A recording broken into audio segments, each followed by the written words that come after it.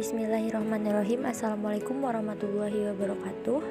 Yang terhormat dosen pengampu Ibu Khairatul Muna SPD MPD dan teman-teman yang kami sayangi.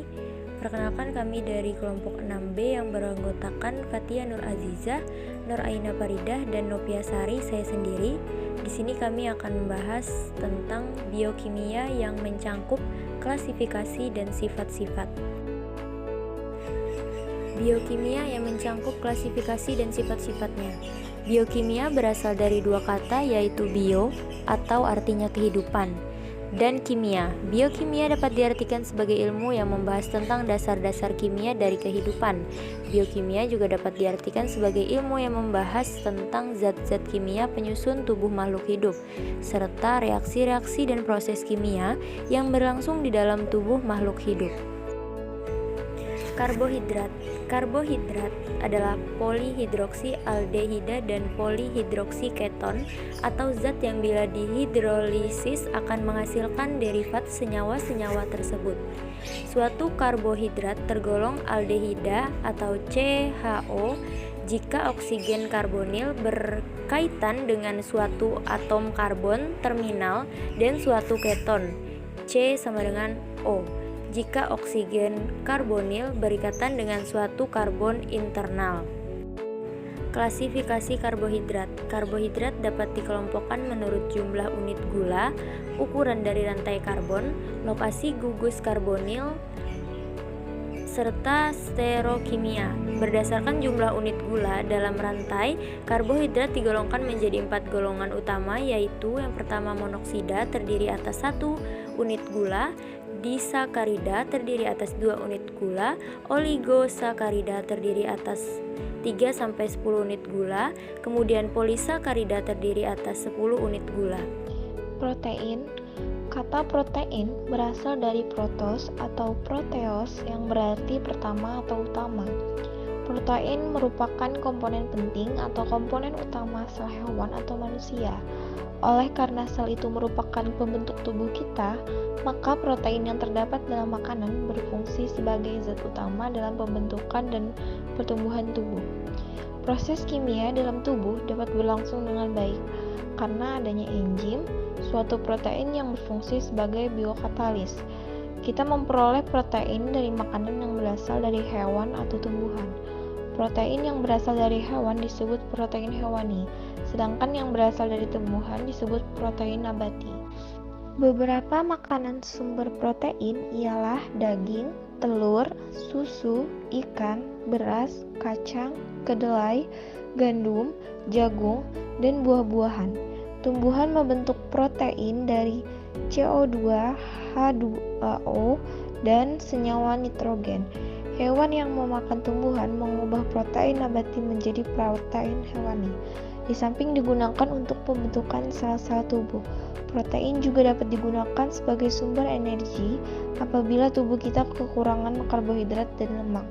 Komposisi rata-rata unsur kimia yang terdapat pada protein ialah sebagai berikut: karbon 50%, hidrogen 7%, oksigen 23%, nitrogen 16%, belerang 0-3%, dan fosfor 0-3%, dengan pedoman pada kadar nitrogen sebagai 16%.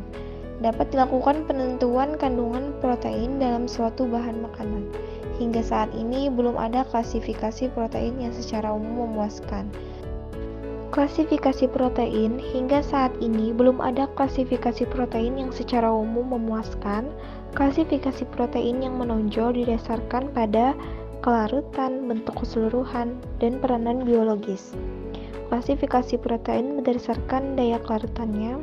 Yang pertama albumin, yang kedua globulin, yang ketiga glutelin, yang keempat prolamin. Klasifikasi protein berdasarkan fungsinya. Yang pertama ada enzim, yang kedua protein pembangunan, yang ketiga protein kontraktif, yang keempat protein pengangkut, yang kelima protein pengatur, yang keenam protein bersifat racun, yang ketujuh protein pelindung, yang kedelapan protein cadangan. Sifat-sifat protein. Yang pertama, sukar larut dalam air karena ukuran molekulnya yang sangat besar. Yang kedua, bersifat amfoter karena membentuk ion Zwitter. Yang ketiga, dapat mengalami koagulasi oleh pemanasan dan penambahan asam atau basa. Yang keempat, dapat mengalami kerusakan atau terdenaturasi akibat pemanasan. Lemak. Lipida adalah senyawa organik berminyak atau berlemak yang tidak larut dalam air. Dapat diekstrak dari sel dan jaringan oleh pelarut nonpolar seperti klorofrom dan ether. Asam lemak adalah komponen unit pembangun pada hampir semua lipida. Asam lemak adalah asam organik berantai panjang yang mempunyai atom karbon dari 4 sampai 24. Asam lemak memiliki gugus karboksil tunggal dan ekor hidrokarbon nonpolar yang panjang. Hal ini membuat kebanyakan lipida bersifat tidak larut dalam air dan tampak berminyak atau berlemak. Sifat-sifat fisik lemak. Yang pertama, kadang-kadang ada lipida yang berbemis, bau amis atau flash vapor yang disebabkan oleh terbentuknya trimetilamindan. Yang kedua, bobot jenis lipida kurang dari 1,0 dan biasanya ditentukan pada temperatur kamar. Yang ketiga, ada indeks bias dari lipida dipakai pada pengenalan unsur kimia dan untuk pengujian kemurnian minyak. Yang keempat, ada kelarutan lipida. Lipida tidak larut dalam air kecuali minyak jarak atau castor oil, sedikit larut dalam alkohol dan larut sempurna dalam diethyl ether, karbon disulfida dan pelarut halogen. Yang kelima, ada titik lebur asam lemak meningkat dengan semakin panjangnya rantai karbon, semakin tinggi BM-nya, menurun dengan adanya dan semakin banyaknya ikatan rangkap pada rantai C, tidak jenuh, lemak padat bersifat keras atau lunak. Tinggi rendahnya titik atau suhu mencairnya juga dipengaruhi oleh sifat asam lemak penyusunnya. Yang keenam, ada fasa lipida, lemak dan minyak memberikan rasa gurih pada olahan makanan, tetapi adanya asam lemak bebas dan adanya hasil oksidasi akan menimbulkan rasa dan kurang enak atau disebut off flavor. Sifat-sifat kimia lipida ada 6. Yang pertama ada esterifikats, yang kedua ada hidrolisa, yang ketiga ada penyabaran, yang keempat ada hidrogen, yang kelima ada pembentukan keton, yang keenam ada oksidasi. Kemudian ada klasifikasi lemak. Yang pertama itu ada lipid sederhana, ester yang terbentuk dari asam lemak dengan beberapa gugus alkohol. A. Lemak, bentuk ester asam lemak dengan gliserol. Minyak merupakan bentuk cair dari lemak.